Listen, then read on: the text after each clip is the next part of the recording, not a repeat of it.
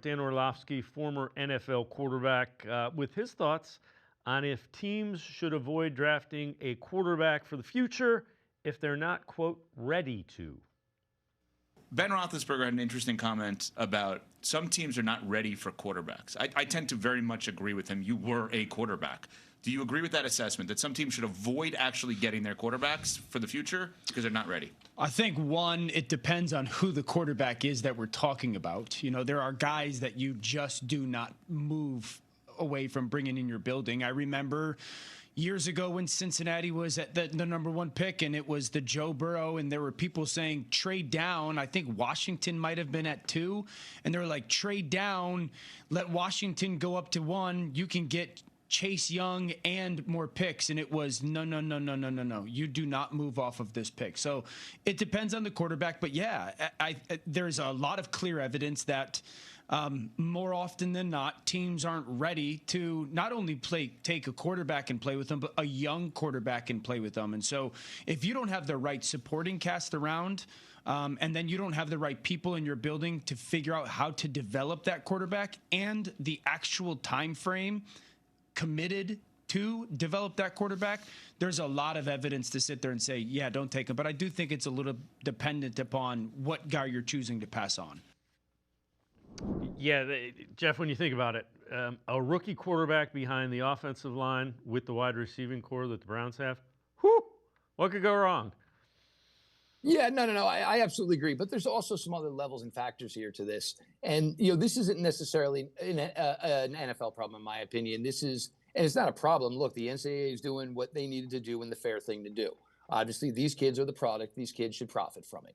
So the problem now is, you know, and you look at a guy like Dante Moore. Before NIL, Dante Moore would have absolutely gone to the draft. Most likely, probably would have crashed and burned because he probably came in too early. But there's an opportunity for Dante Moore to maybe go play 16 more games at Oregon. And judging on the numbers floated around, pocket another $7 million.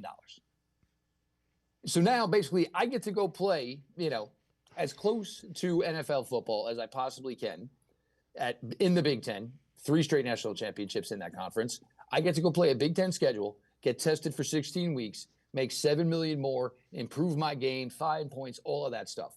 I think the other problem also is these kids are bouncing around so much. There's no way to say, you know, because you can't, in the old days, it used to be, all right, let's look at him early in his career. Oh, look at this. He started for 3.5 seasons. All right, let's watch some freshman tape. Let's watch some sophomore tape. Let's watch some junior year tape. So you can see the progression within the system that he was in. Now, you know, you got quarterbacks who in 3 seasons played at 3 different schools, 3 different systems, 3 different coaching staffs, 3 different sets of wide receivers. So while this is a really great thing for the college game, and it's certainly a great thing for these players, it's certainly not helping with, you know, growth as far as the quarterback position and leading it into the NFL. You know, not everybody is going to be Cam Ward. Not everybody is going to be Fernando Mendoza.